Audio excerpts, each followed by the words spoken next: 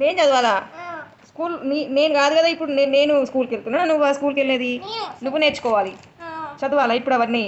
వామ్మో ఎంత కష్టం వచ్చింది నీకు.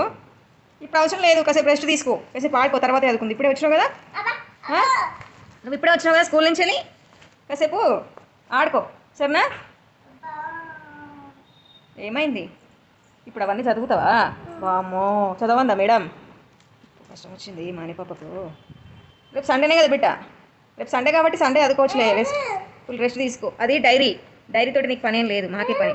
ఇక్కడ ఉంటుంది ఇక్కడ, ఇటు ఇక్కడ హోంవర్క్ ఇచ్చింది కదా madam, right given homework. 4 homeworks ఇచ్చింది, 4కి చూసినా ఏం లేదు, ఏం చూడాలి వాటిని పెట్టేసి.